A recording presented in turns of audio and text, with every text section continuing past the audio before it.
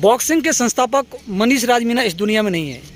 जयपुर के निवासी थे, करौली बैंक में नौकरी करा करते थे, लेकिन करौली में उनका विशेष लगाव था, विशेष जुड़ाव रहा था। हालात यह है कि राजकीय महाविद्यालय में प्रेसिडेंट कौन होगा ये तय मनीष राज ही करते थे, क्योंकि उनका एक चहेता चेहरा था।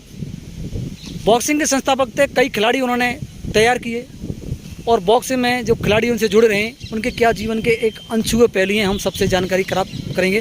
पहले धारा जी आप बताएं उनके जीवन के ऐसा कौन सा अनछुए पहलू और आपको याद है, क्योंकि आप अभी सचिव भी हैं बॉक्सिंग के। भाई साहब का शुरू से ये रहा है कि एक अनछुआ मैंने पहलू ये देखा है कि वो बच्चों के लिए दूध पिलाते थे। दूध पिलाते तो कई बार स्थिति ऐसी हो जाती थी कि उनको जब सैलरी मिलती थी तो 25 दिन ही उनका खर्चा चल पाता था और हम बच्चों पर वो पैसा सारा खर्च कर देते थे। जब वो करौली से जाते थे तो किराए के लिए किराए मकान मालिक से किराया लेके जाते थे बच्चों को। वो मुझे वो चीज़ बड़ी वो करती है कि वो उन्होंने बच्चों की तरह हमको आज भी मतलब याद रहती है वो चीज़। आपके लिए स्पेशल क्या किया, कोई ऐसी याद? मेरे बड़े भाई की इस तरह थे, उन्होंने मुझे खेल प्रशासक के रूप में उन्होंने काफ़ी स्थापित किया, जो आज उनके बाद में उन्होंने मेरे को पहले ही ये सारी चीज़ें समझा दी थी कि भाई कि मैं नहीं रहूँ, मैं ट्रांसफ़र हो जाए, कोई बात हो तो आप इसको चला सकते। मतलब आपको उत्तराधिकारी बना दिया उन्होंने बॉक्सिंग का?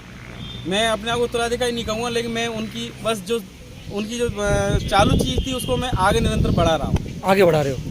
खेल के में अनुशासन कैसा था उनका? उनका अनुशासन बहुत स्ट्रिक्ट था। आपका क्या नाम है? मेरा नाम प्रदीप पाल है। हाँ बताओ पाल जी। मैं मनीष भाई साहब जी मेरे गुरु थे बॉक्सिंग में। मैं 97 में उनके संपर्क में आया। जब से उनके निरंतर संपर्क में रहा तो उनके अंदर एक विशेष बात मैंने देखी जो आज के समय में शायद ही कम नज़र आती है मेरे हिसाब से, तो कि उनके अंदर किसी प्रकार का जातिवाद नहीं था। वो खेल भावना के संग सबको एक साथ जोड़ के रखते थे और सबको खेल से जुड़ने के लिए प्रेरित करते थे। उनका विशेष बॉक्सिंग था। बॉक्सिंग में वो सारी चीज़ें आपको कौन सी बात याद है, कल किसी तरह याद है आपको क्या विशेष? उनको क्या है, जैसे यहाँ पर कॉलेज में हम आते थे 97-98 के आसपास, तो लोग कई यहाँ पर वैसे घूमने आते थे, वैसे घूमते रहते थे, लेकिन वो क्या करते थे कि उनको प्रेरित करते थे बॉक्सिंग के लिए या कोई भी स्पोर्ट्स, अगर वो बॉक्सिंग के अलावा कोई भी खेलना चाहे तो उसको स्पोर्ट्स से जोड़ो, इससे शरीर में ताकत बने, अच्छी हेल्थ रखो, अच्छी अपनी इम्यूनिटी बना के रखो जो काम आए आप। ये उनकी विशेष लगा। आपका क्या नाम है? साजिद खान। आपको क्या याद है साजिद, बताओ। मुझे सर यादें तो बहुत हैं उनकी। बाकी विशेष बात उनकी सबसे बड़ी बात ये थी कि is a not A only boxing man, ये जो 100% स्पोर्टी मैन। किसी भी गेम से लो, चाहे वो फुटबॉल हो, चाहे वो बास्केटबॉल हो, चाहे वो वॉलीबॉल हो, चाहे वो क्रिकेट हो, वो हमेशा गेम्स के लिए तैयार रहते थे। चाहे वो किसी प्रकार का सहयोग हो, फाइनेंशियली सहयोग हो या किसी से बात करनी हो, इक्विपमेंट संबंधित हो, बॉक्सिंग से ही नहीं सारे गेम्स में। लेकिन विशेष उनका बॉक्सिंग से इसलिए लगाव था कि वो जो उनकी जॉब लगी थी वो बॉक्सिंग की वजह से ही लगी थी। और जब वो करौली में आए तो बॉक्सिंग का नाम कोई जानता ही नहीं था।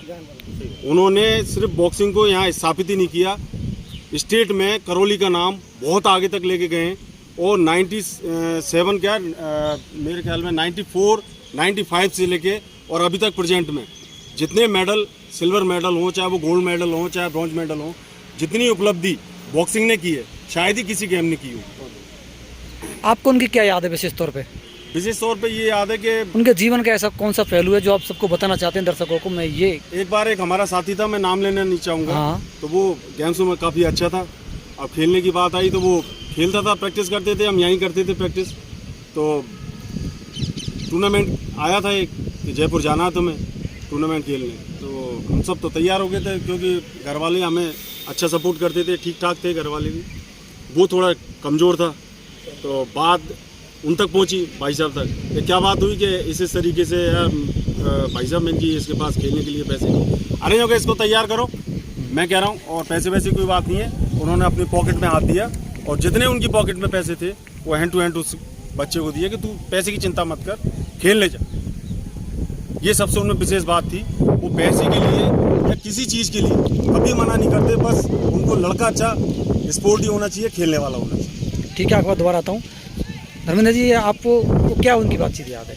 मतलब आप तो खेल तो आपका लगता फुटबॉल खेलते थे, बॉक्सिंग खेलते, फिर भी आपको क्या रहा? देखो फुटबॉल नहीं मनीष जी के बारे में एक चीज़ जरूर है कि वो जब करौली रहते थे तो वो एक प्योर शूटमैन थे, जिसको एक खिलाड़ी कहते हैं ना, वो खिलाड़ी थे। तो ऐसा नहीं बॉक्सिंग से, उनका फुटबॉल से भी जुड़ाव था। तो उनकी एक बॉक्सिंग टीम को फुटबॉल के टूर्नामेंट भी खिलाते थे। तो मुझे एक उनका वो एक बताऊँ मैं कि एक टूर्नामेंट हो रहा था बॉक्सिंग का, उन्होंने टूर्नामेंट करवाया था नेशनल। तो मेरे यहाँ उदयपुर का एक लड़का था, तो उसकी जो वेट कैटेगरी थी वो थोड़ी अपर कैटेगरी थी, उसमें कोई खिलाड़ी नहीं मिला, आप समझो। तो देखो उनको कितना ध्यान रखने वाली थी, वो अच्छा खिलाड़ी था, नेशनल प्लेयर था वो। जब तक उसका आउट नहीं हो तो वो आगे नहीं जाए खेलने के लिए। तो उन्होंने कहा कि धर्मेंद्र इसकी वेट कैटेगरी कोई लड़का देख के लाओ, इससे टूर्नामेंट लड़े। तो वो ऐसे थे कि किसी भी कोई भी लड़का अगर वहाँ से आया है तो वो खेल से वंचित ना रहे। ये एक स्पोर्ट्समैन की पहचान है कि यार वो लड़का वहाँ से आया और यहाँ उसको बाउट लड़ना जरूरी है, जब भी वो आगे खेल पाएगा। तो उनकी ये थी कि यार कोई भी खिलाड़ी है ना तो वो निराश ना हो। वो ये देखते थे कि खेल के प्रति इतना समर्पण भाव था कि जिस खिलाड़ी को वो, उनको ये पता लगता था कि यार ये खिलाड़ी खेलने के इच्छुक है, तो उसको वो एक तरह से त्रास करके, जैसे कहते हैं ना हीरो को त्रास कर, वो जानते थे। वो एक तरह से जौहरी थी। आपको कोई याद है उनकी? उनकी याद तो बहुत है, पर मैं ये कहना चाहूँगा कि स्पोर्ट्स स्पिरिट कूट के भरी थी उनमें। और हम उनसे बहुत छोटे थे, बेहद प्यार करते थे और खिलाड़ियों को बेहद प्यार करते थे। मैं उनके संग बहुत समय गुजारा है, फुटबॉल खेला हूँ मैं उनके संग, और बस निशब्द उनके जाने से बहुत। क्या याद है? सबसे पहले तो मनीष राज मीणा को मेरी ओर से श्रद्धांजलि अर्पित। दूसरी बात, करौली में वो 100% स्पोर्ट्स ब्लड थे। उन्होंने करौली का नाम राज्य लेवल पर, नेशनल लेवल पे बॉक्सिंग के माध्यम से किया था।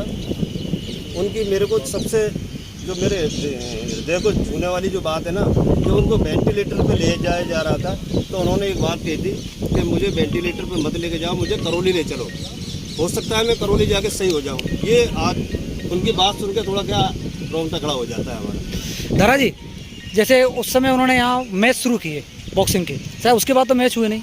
नहीं सर, उसके बाद आप लोगों ने की।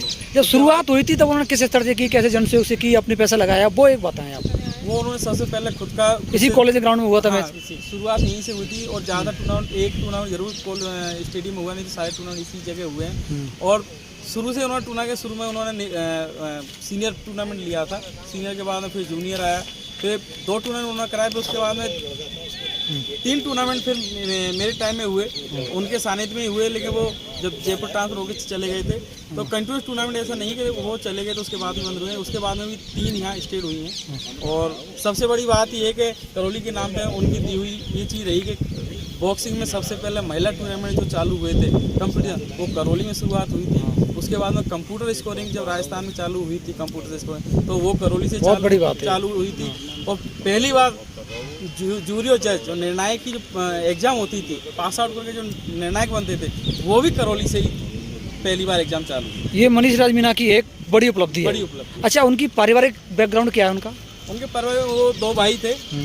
एक उनके भाई पॉलिटिशियन है, वो खुद स्पोर्ट्स कोटे से ही जॉब लगे थे। उनके फादर दूरसंचार विभाग में बड़े अधिकारी से, उन्होंने वॉलेंट्री रिटायरमेंट लिया हुआ है और किसान परिवार से थे। उनकी अच्छी खासी, उनके बच्चे वगैरह, पत्नी? उनके 2 बच्चे हैं, एक बेटी है। उनका छोटा वाला जो बेटा है वो जूनियर में नेशनल गोल्ड मेडलिस्ट है और उनका बड़ा बेटा है वो स्टेट गोल्ड मेडलिस्ट। अच्छा, उनको बीमारी क्या हुई थी?